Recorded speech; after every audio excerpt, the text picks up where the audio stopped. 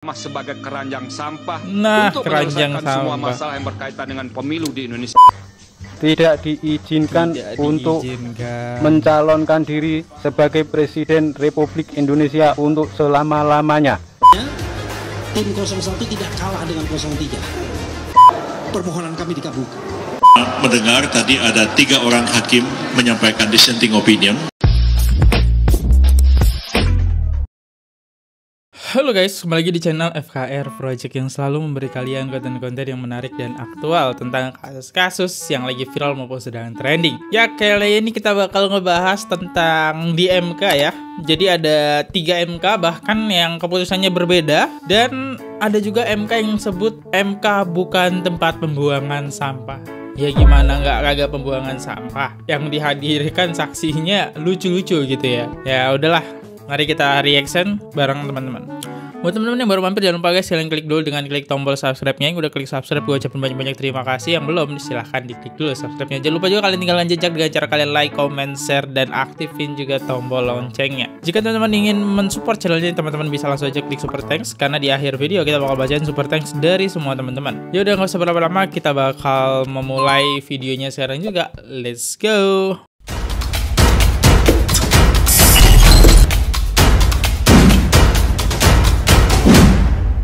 Berdasarkan pertimbangan hukum dan kutipan putusan di atas, telah jelas bahwa Mahkamah dalam melaksanakan kewenangan sebagaimana dimaksud dalam pasal 24C ayat 1 Undang-Undang Dasar 1945 tidak hanya sebatas mengadili angka-angka atau hasil rekapitulasi penghitungan suara, tetapi juga dapat menilai hal-hal lain yang berkaitan dengan tahapan pemilu berkenaan dengan penetapan suara sah hasil pemilu.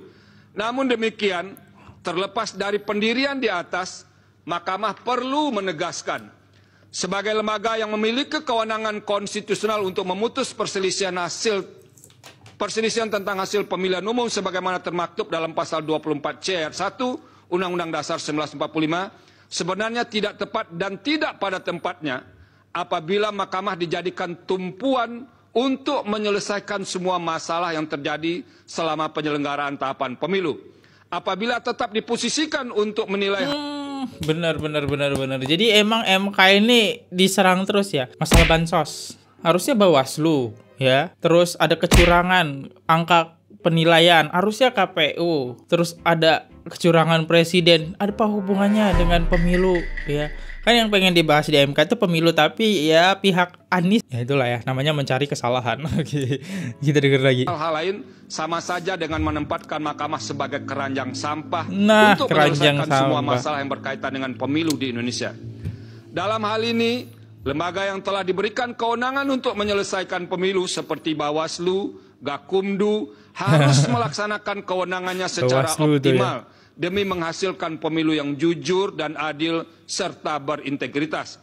Selain itu, lembaga politik seperti DPR tidak boleh lepas tangan, sehingga sejak awal harus pula menjalankan fungsi konstitusionalnya, seperti fungsi pengawasan dan menggunakan hak-hak konstitusional yang melekat pada jabatannya, seperti hak interpelasi, hak angket, dan hak menyatakan pendapat, guna memastikan seluruh tahapan pemilu dapat terlaksana sesuai dengan pasal 22E ayat 1 Undang-Undang Dasar 1945. Senyuman Anies. Penegasan demikian diperlukan karena Mahkamah hanya memiliki waktu yang terbatas, inkasu 14 hari kerja, untuk memutus perselisihan tentang hasil pemilihan umum.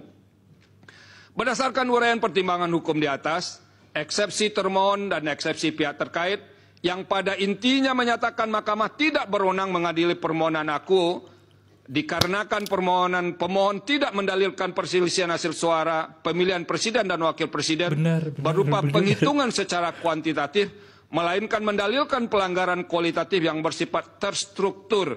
Ya, bener yang di akhir ini ya. Jadi emang kagak ada tuh hasil kecurangan gitu, nggak ada teman-teman ya. Malah yang dibahas sekitar 80-90% ngebahas bansos. Yang harusnya bansos itu Bawaslu ya, tapi entah kenapa mereka ngebahas di situ. Harusnya ke Bawaslu. Ketika Bawaslu sudah kuat, barulah ke MK. Ini belum kuat nih ya. Tapi kita lihat coba tanggapan netizen tentang ini. Dengkentan apa nih?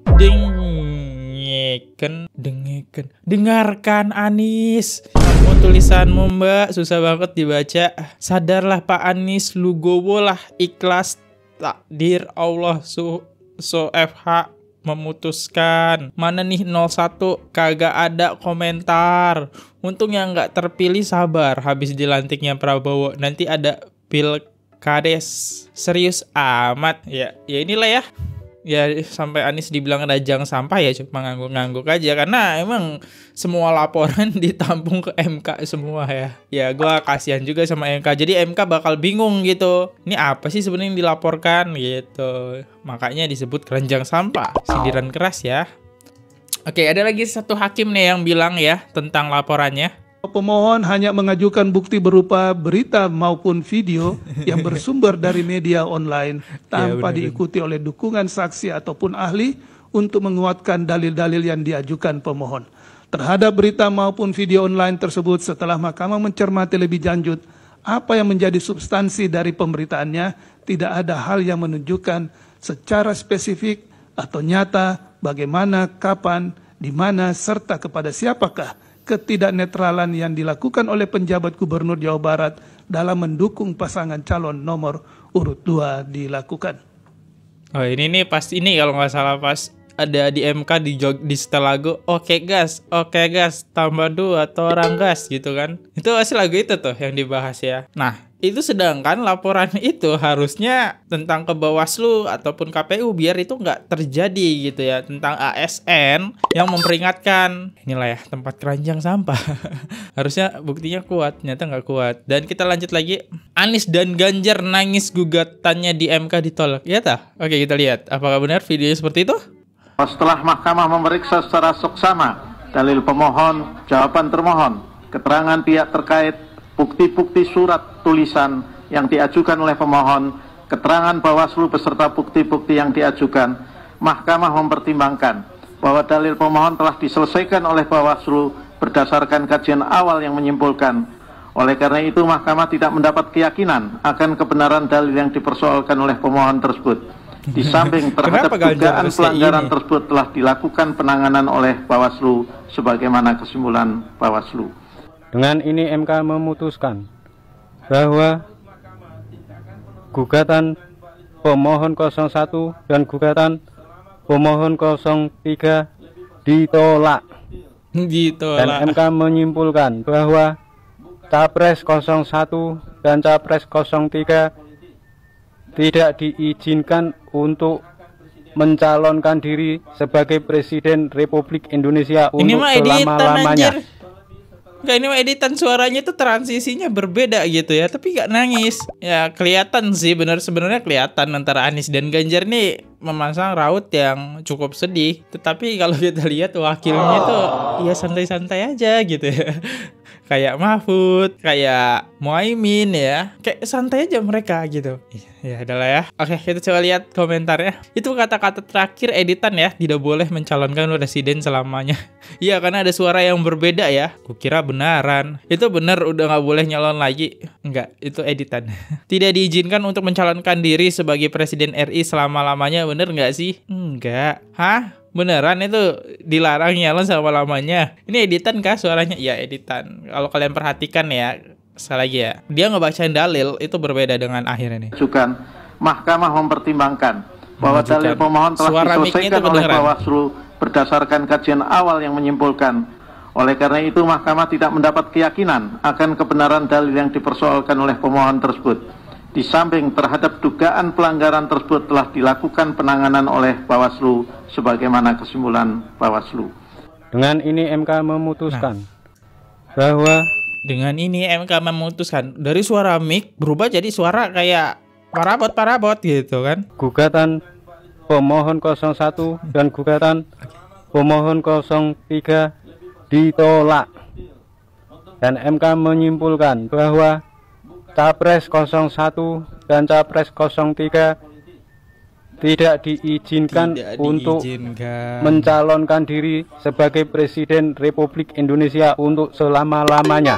Tidak diizinkan mencalonkan jadi presiden selama-lamanya, tapi itu editan, jangan percaya. Ada satu ulah lagi yang sebelumnya Mohaimin ya, atau terkenal dengan Caimin, yang dulunya kita tahu lah Caimin pada sidang MK pertama baru datang dia main HP. Sekarang dia main satu hal yang lucu nih, kita lihat videonya. Itu undang-undang pemilu. Dalam konteks ini, Mahkamah bukan dalam posisi untuk memberikan penilaian terhadap proses penyelesaian yang telah dilakukan oleh Bawaslu, melainkan memastikan bahwa bisa-bisanya ya mainin cermin cuy, warna kuning lagi, menyala abang. Bawaslu telah melaksanakan kewenangan dan bertindak dengan tepat sesuai dengan azas. Kemarin main HP, sekarang main kaca. Proses penyelesaian sengketa dilakukan oleh Bawaslu menjadi sebuah database pengawasan sekaligus sebagai rekam jejak perolehan suara masing-masing pasangan calon yang sewaktu-waktu dapat dibuka kembali untuk menjadi rujukan dalam persidangan PHPU di Mahkamah. Sebelum diwawancara wartawan. Berdasarkan hal tersebut, meskipun Mahkamah tidak terikat pada hasil pelaksanaan kewenangan Bawaslu, akan tetapi momentum pelaporan pelanggaran administrasi dan formulir C hasil TPS 18 Pasar Batang, saksi pasangan calon nomor urut 1 dan pasangan calon nomor urut 2 menandatangani formulir C hasil, dan KPPS mencatat kejadian surat suara yang ditemukan rusak dalam formulir C kejadian khusus, indikan bahwa tidak ada oknum ASN dari saya dan tidak ada. Bahwa pemohon mendalilkan terdapat 23.000 dan terdapat 82.000 alamat yang tidak jelas untuk pengiriman surat suara di Kuala Lumpur, Malaysia. Pemohon mengajukan bukti P108. Termohon menyampaikan keterangan yang pada pokoknya telah dilakukan pemungutan suara ulang. Kayaknya nggak nangis guys, ini cuma hidungnya gatel ya. Ya udahlah ya, kita lihat apa nih. Oke, kita lihat tanggapan pengacaranya ya. Itulah tingkah lucu dari sosok Caimin. Kangen banget nanti kita sama tingkah lucunya ya. Next. Oke, kita lihat respon dari kuasa hukum ya. Pernyataan para kuasa hukum. Tim 01 setelah pengumuman putusan MK. Ada yang tahu cara membuat mereka 100% lugowo? Oke, kita coba dengerin ya. Kami dari kuasa hukum 01 bersyukur alhamdulillah Mahkamah Konstitusi menegaskan bahwa telah terjadi pelanggaran etik oleh Presiden Jokowi. Ya. Lalu Mahkamah Konstitusi juga menegaskan bahwa Bawaslu ke depannya jangan lagi bertindak yang seperti saat ini. Hanya prosedural, tidak menanggapi laporan-laporan kita. Keren Gadas. Keren Gadas. Kenapa Rafli Harun? Tadi kita hampir down, tapi ternyata ada 3 hakim konstitusi yang luar biasa. Jadi walaupun secara formal permohonan kami belum dikabulkan, belum kan? Tetapi ada 3 hakim konstitusi yang luar biasa. Alhamdulillahirabbil alamin. Sebenarnya tim 01 tidak kalah dengan 03. Idi, emang kagak mau ngakuin kekalahan bener ya. Ada kesempatan 3 hakim yang berbeda pendapat langsung dimanfaatkan sama Rafli Harun ya. Emang Rafli Harun ini kagak mau kalah. Justru kami menang. Semua dalil yang mereka ajukan itu ditolak. Yang mengatakan bahwa Mahkamah Konstitusi hanya 02. Mahkamah hitung-hitungan. 02 ya. Mahkamah hitung-hitungan dengan 6 ahlinya. Ternyata mereka ditolak. Termasuk juga eksepsi mereka ditolak. Nah cuma kita dikalahkan oleh 5 hakim konstitusi yang menganggap yang apa yang kita sampaikan belum cukup. Kalau cara pendekatan sengketa pilpres seperti 5 hakim konstitusi, maka tidak akan pernah permohonan pilpres itu dikabulkan dalam speedy trial seperti ini. Saya mungkin asumsi dulu, seandainya ya, kita bahas Rafli Harun dulu nih. Sekarang nyalahin MK-nya, mentang-mentang mungkin ada 8 ya, tapi ada 3 yang oposisi, maksudnya itu berbeda pendapat. Nah, Rafli Harun manfaatin 3 MK yang berbeda pendapat ini nih ya. Dan yang 5 ini diabaikan sama Rafli Harun ya, sama kayak sebelumnya, minta dipanggilkan para menteri buat kecurangan Jokowi tentang bansos. Begitu udah dihadirkan, Rafli Harun gak terima. Alah, itu tuh paling omongan bohong gitu ya, sama lagi seperti ini. Kenapa harus Rafli Harun ya, pengacaranya tidak mau mengakui kesalahan gitu loh, gak mau menerima gitu ya. Ada kesempatan dimanfaatkan. Oke, sekarang ini 03 ya. Mahkamah Konstitusi Oke. Pak Soehartoyo masih berpihak dan berpijak pada dissentingnya pada putusan nomor 90, maka dipastikan permohonan kami dikabulkan. Bila saja apa dikabulkan lagi? Opinion dalam putusan 90 masih dijadikan basis dan dasar untuk memutus permohonan sengketa Pilpres ini, dipastikan permohonan dari 01 dan 03 akan dikabulkan. Nah, ini soal-soal sifat-sifat kenegarawanan ya. Apakah pergeseran-pergeseran ini karena memang value atau tekanan? Saya nggak bisa memastikan. Itu yang pertama ya. Yang kedua gini. Yang kedua yang menarik ini. Teman-teman, tidak pernah ada dalam sejarah sengketa Pilpres di Indonesia ada dissenting opinion, tidak pernah ada. 2004, 2009, 2014 never. Ini langsung 3. Jadi hari ini ada 3 hakim konstitusi yang membuat dissenting opinion, maka hakim konstitusi ini sedang menulis peradaban demokrasi di Indonesia. Wede. Dia sedang menulis sejarah demokrasi di Indonesia ini. Sehingga kepadanya harus diapresiasi. Salam takzim dari kami. Mahkamah Konstitusi marwahnya dijaga melalui proses dissenting opinion ini. Habis gelap terbitlah terang belum terjadi. Selamat datang. Bentar, ini yang terkena kasus KPK kan. Dan dia juga yang keluar waktu persidangan. Dan ini kalau nggak salah 01 ya, kayaknya temannya Rafli Harun. Gue tahu sih dia buat statement seperti itu. Kenapa? Ini kan namanya pengacara, teman-teman ya. Ketika seorang pengacara ya harus memperbaiki nama baiknya. Makanya dia senang ketika ada apalah tadi opinion ya 3 MK, dia senang gitu. Enggak-enggaknya gue nggak buruk bener nih ya jadi pengacara 01 ya ataupun 03 ya, saya tidak buruk-buruk bener karena ada hakim yang tergiur dengan saksi-saksi saya gitu ya. Bambang Pacul kalau nggak salah ya namanya, agak lupa saya. Dan insya Allah umur panjang perjuangan. Terima kasih. Dalam argumentasi yang dikemukakan oleh majelis hakim tadi jelas oh ini 03 ya baru etik itu dilakukan, terutama kepada pemimpin tertinggi kita yaitu Presiden Republik Indonesia. Di sini terjadi abuse of power yang dilakukan oleh Presiden Jokowi dalam melaksanakan yang namanya dana operasi presiden tersebut. Belum waktu yang terlambat, proses yang ada di Mahkamah Konstitusi ini menjadi jalan, menjadi laluan bagi Dewan Perwakilan Rakyat untuk menggunakan hak angketnya dalam proses yang paling tidak dikemukakan di Mahkamah Konstitusi ini. Jadi kawan-kawan, dari seluruh argumentasi kita, pelanggaran konstitusi, prosedural, dan penyalahgunaan dana bansos dan mobilisasi aparat yang dilakukan oleh pemerintahan Jokowi ini, paling tidak menurut 3 hakim itu adalah terbukti sah dan meyakinkan. Terima kasih. Perbaiki nama baik. Saya merasa bangga dan apresiasi khususnya kepada 3 hakim konstitusi. Kira 3 hakim berpihak ke kalian udah apresiasi. 5 hakim itu kenapa nggak diapresiasi? Yang punya dissenting opinion.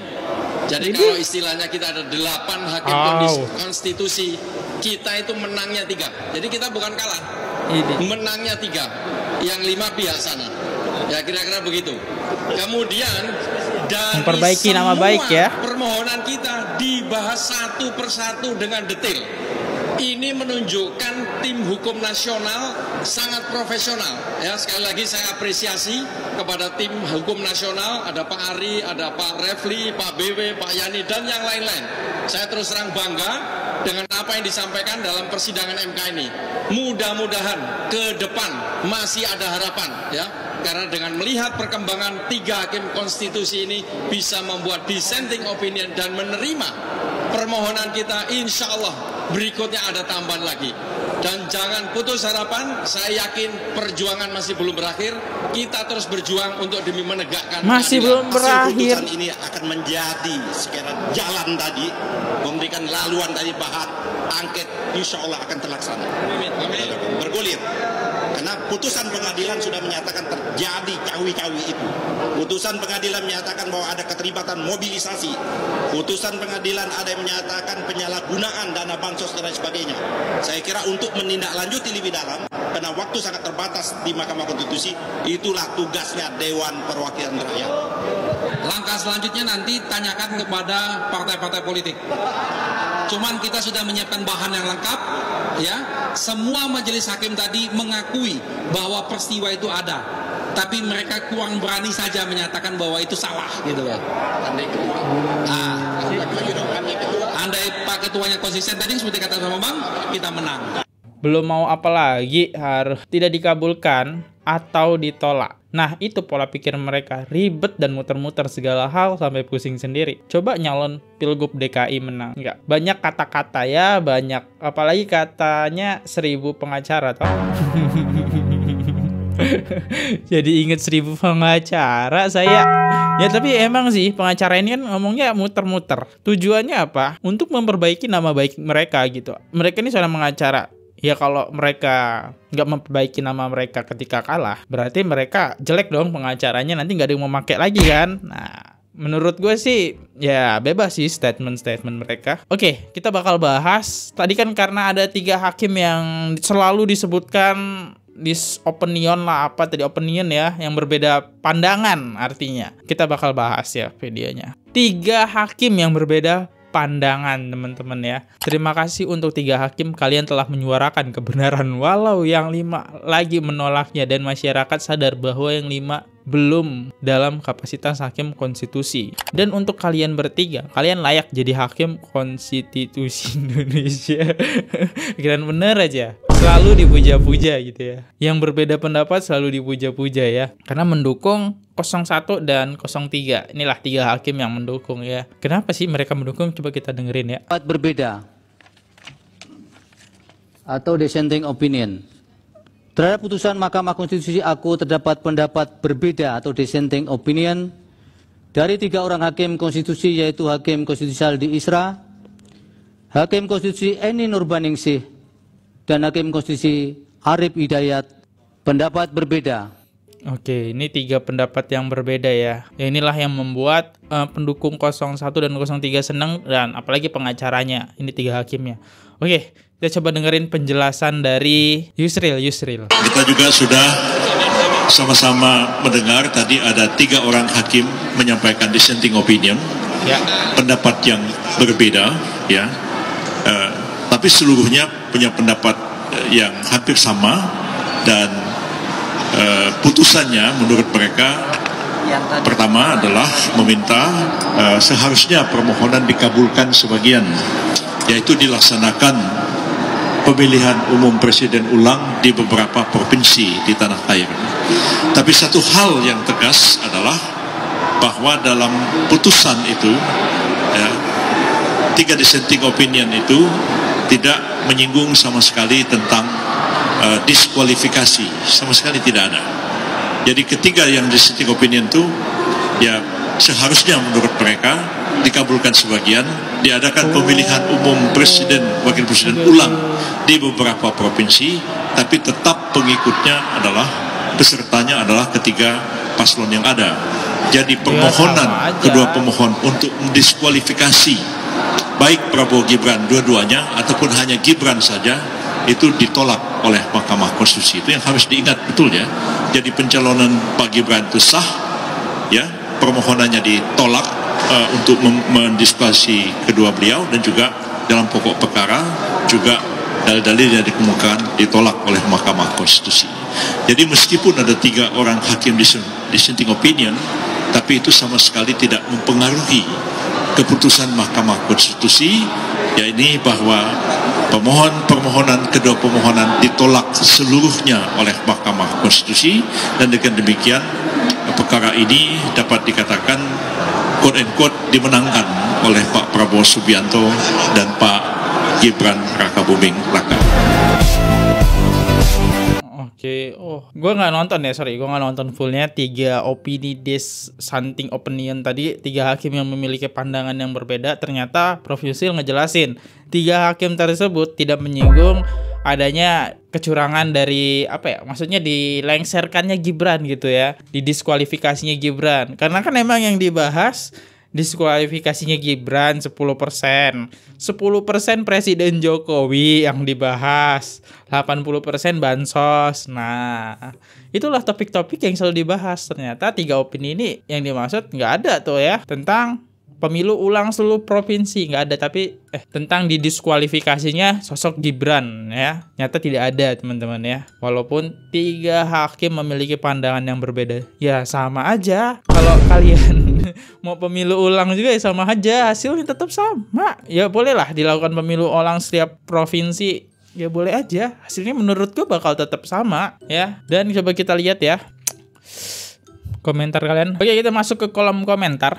Apa itu dissenting opinion? Udah gue jelasin kayaknya ya, nggak perlu lagi. Next, dissenting opinion itu paling kocak adalah Arif Hidayat. Kenapa malah memberi catatan ke Jokowi?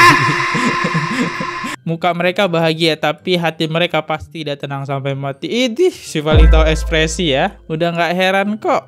Udah bisa diduga hasilnya, tetap bangga bersama Abah.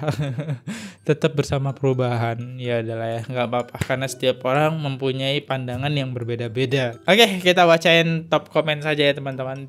3 top komen bakal kita bacain. Apakah ada super thanks masuk? Mari kita bacain. 3 top komen teratas bakal kita bacain. Suryani 6802. Timnas Garuda lolos 18 AFC bertepatan dengan terpilihnya Pak Prabowo Presiden ke-8, bertanding 03 kali, kalah 01 kali, menang 02. Kode alam bersama untuk kemenangan Indonesia. masuk ya, kalimatnya masuk. Saya juga nonton bola kok ya. Next, Sukono Kono 9236. Kasihan juga kehidupan Pak Prabowo dari mulai menjadi TNI aktif, difitnah Wiranto, ikut capres 2 kali, gagal pas ikut capres ketiga kali menang, difitnah, curang lagi sama 01 dan 03. Yang sabar ya Pak Prabowo, Allah membela yang benar. Ya, next. Dari @user YW308WM1Y. Semoga hasilnya berpihak kepada 02. Pimpinlah Indonesia dengan sempurna ya. Semoga ya. Semoga apa yang dipilih visi dan misinya jalan ya gitu. Dan gue sebenarnya agak tertarik dengan Prabowo Gibran, yang dimana kita kan selalu lihat wakilnya dari dulu presiden kagak gerak-gerak tuh ya. Maksudnya kagak menonjol.